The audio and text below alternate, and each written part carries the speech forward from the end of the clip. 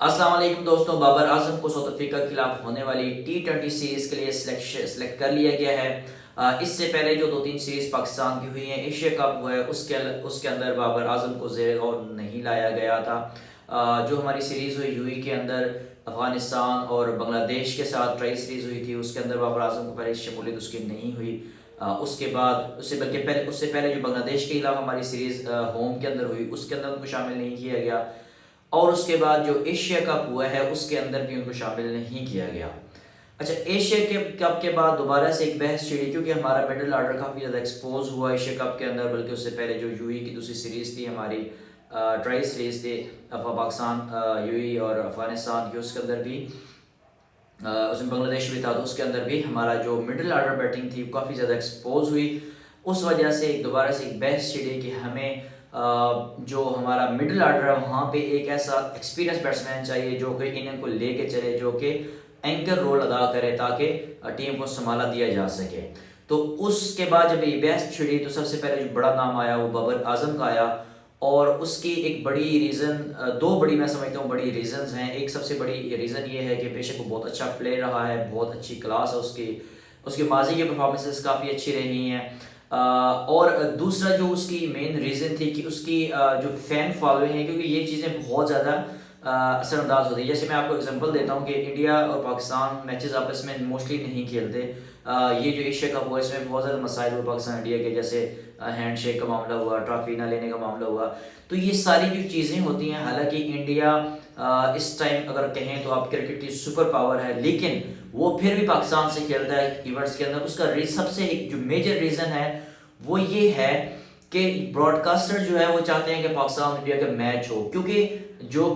एक मनी, जो एक पैसा हासिल होता है पाकिस्तान इंडिया के मैचेस की वजह से, या एक टूर्नामेंट की जो एक ग्रोथ होती है पाकिस्तान इंडिया के मैचेस की वजह से, इसके अलावा नहीं हो सकती। हालांकि आप देखें कि पूरे इंडियन कौम जो स्टार्टिंग में जब एशिया कप के मैचेस हुए तो उन्होंने बाइकआउट की मुहिम चलाई कि पाकिस्तान से मैच नहीं खेलेंगे या खेलने देंगे या मैच नहीं देखेंगे। लेकिन इसके बावजूद पूरा इंडिया उसके खिलाफ था, लेकिन फिर भी मैचेस खेलेंगे पाकिस्तान इंडिया के। उसमें सबसे जो बड़ा किरदार था वो ब्रॉडकास्टर्स का था, क्योंकि ब्रॉडकास्टर ये कहते हैं कि भाई पाकिस्तान इंडिया के मैचेस होंगे तो क्रिकेट रिवाइव करेगी, अदरवाइज क्रिकेट रिवाइव नहीं करेगी इंटरनेशनल लेवल पे। और यही वजह है, यही एक चीज़ है जो कि इंडिया को पुश करती है पाकिस्तान के साथ खेलने के लिए। यही चीज़ पाकिस्तान में बाबर आजम की वजह से है कि पाकिस्तान के अंदर जो हमारे ब्रॉडकास्टिंग है, जो हमारे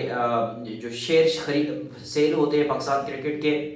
जो मनी हासिल होती है वो होती है एक बड़ा प्लेयर जो कि एक आपकी टीम का एक फेस हो, उसके भी हाथ पे। अब ब्रॉडकास्टर जो है, जाहिर सी बात है, उनकी भी एक पुश थी, राय थी कि बाबर आजम को टीम में होना चाहिए, क्योंकि नो डाउट बाबर आजम जो है वो पाकिस्तान की इस वक्त करंट जो एक हमारी टीम है उसके सबसे बड़े सुपरस्टार हैं। आपने रिसेंटली भी टेस्ट मैचेस में देखा कि जब जब बाबर की बारी आती थी, जिस दिन भी बारी आती थी तो सारा क्राउड पिंडी में भी और लाहौर में भी उनको देखने चला जाता था, और जैसे ही बाबर आजम आउट होते थे वो क्राउड वापस चला जाता था। तो ये एक बहुत बड़ी चीज़ थी बाबर आजम को टीम के अंदर शामिल करने की। तो आज की इस वीडियो में मैं ये डिस्कस करने जा रहा हूँ कि क्या वाकया ही बाबर आजम की परफॉर्मेंस इस काबिल थी कि उनको T20 स्क्वाड में शामिल किया जा सके, या सिर्फ एक पीआर की बेस पे, या एक क्लास तो बाबर आजम की है, नो डाउट क्लास बहुत अच्छी है, पूरे वर्ल्ड के अंदर अच्छे अच्छे लेजेंड उनको सराहते हैं। क्या उस क्लास की वजह से और उस पीआर की वजह से उनको टीम में शामिल किया गया, या उनकी परफॉर्मेंस ऐसी थी कि उसको टीम में अंदर शामिल किया गया? अच्छा, मैंने अभी कुछ रिकॉर्ड निकाले हैं, उसमें स्टैट्स निकाले हैं बाबर आजम के, तकरीबन पिछले 3 साल के, या आप कहें पिछले 20 से 25 T20 आईज में के। तो अगर पिछले 20 T20 आईज की बात की जाए तो बाबर आजम ने तकरीबन 557 रन बनाए, 557 रन बनाए हैं। उनकी एवरेज जो रही है वो 29 की रही है, उनका जो स्ट्राइक रेट रहा है 126 का रहा है। तो ये उनके परफॉर्मेंस इस दौरान उन्होंने ऐसा कोई नहीं कह सकते कि कोई और लीग खेली है जहाँ से एक उनको इम्प्रूवमेंट आई हो। हमने उनको देखा कि 2-3 सीरीज के अंदर उनको बाहर बिठाया गया और फिर अचानक उनको टीम के अंदर ले आया गया अभी होम सीरीज के लिए। तो अगर मैं स्टैट्स की बात करूं, अगर उनकी क्लास की बात करूं तो उस पर तो मेरी कोई दो राय नहीं, वरना हम क्लास के ऊपर बात कर सकते हैं। लेकिन अगर उनके स्टैट्स की बात की जाए तो मैं नहीं समझता कि बाबर आजम को इस वक्त टीम के अंदर शामिल करना चाहिए था। उसका जो मेन रीजन है, ये देखें कि जब तक हम बाबर आजम के ऊपर प्रेशर नहीं डालेंगे तब तक वो उस लेवल के परफॉर्मेंस नहीं देंगे। प्रेशर से मुराद क्या है? प्रेशर से मुराद ये है कि अगर बाबर आजम को ये लगेगा कि यार मेरी T20 की के अंदर जो मेरी जगह है वो खतरे के अंदर है, या मुझे T20 में मेरी जगह नहीं बन रही, तो वो डोमेस्टिक क्रिकेट में जाएंगे, लीग्स में जाएंगे, अपनी गेम को इम्प्रूव करने की कोशिश करेंगे और एक अच्छा प्लेयर, मजीद अच्छा प्लेयर बन के वापस आएंगे। लेकिन अगर हम उनको मुसलसल खिलाते रहेंगे कि ठीक है परफॉर्मेंस है तब भी खिलाते जाए, परफॉर्मेंस नहीं है तब भी खिलाते जाए, तो आखिर में क्या होगा कि जो कोई बैट्समैन, खा वो बाबर आजम हो, खा वो कोई भी प्लेयर हो, वो ये समझ होता है कि मेरी जो प्लेस है वो फॉर ग्रांटेड है, कि मेरी प्लेस तो टीम के अंदर है, मैं परफॉर्म करूं या ना करूं मेरी टीम के अंदर जगह बनेगी। तो ये जो एक वजह होती है किसी भी प्लेयर के लिए, वो एक बहुत ही परेशानी के बायस बनती है बाकी टीम के लिए, क्योंकि वो जो प्लेयर होता है फिर वो अपनी गेम को इम्प्रूव करने की कोशिश नहीं करता, उस गेम को बेहतर करने की कोशिश नहीं करता, क्योंकि वो उसको पता होता है कि मेरी टीम के अंदर जगह है, मैं अच्छा खेलूंगा तब भी जगह, नहीं खेलूंगा तब भी जगह है। तो मैं ये समझता हूँ कि बाबर आजम को अगर पाकिस्तान क्रिकेट जैसे उन्होंने 2-3 सीरीज के अंदर उनको ड्रॉप किया, उनको मजीद अभी शायद 6 महीने 1 साल के लिए उनको टीम के अंदर शामिल ना करते, तो यही बाबर आजम एक बहुत बड़ा प्लेयर बन के टीम के अंदर वापस आते। क्योंकि अगर मैं देखें, अगर हम कंपैरिजन की बात करें बाबर और रिजवान, क्योंकि सबसे ज़्यादा जो बहस होती है वो बाबर और रिजवान की होती है, तो बाबर और रिजवान की अगर बहस करें, दोनों की अगर दो साइड्स की बात करें, मिडिल ऑर्डर की बात करें, तो वही बाबर आजम का जो स्ट्राइक रेट है वो 126 का है और रिजवान का जो स्ट्राइक रेट है 118 का है, यानी कि स्ट्राइक रेट में फर्क है दोनों का। लेकिन अगर एवरेज की बात की जाए तो बाबर आजम की 20-20 मैचेस, आखिरी 20-20 मैचेस खेल के 30 के एवरेज है, जबकि वही जो एवरेज है वो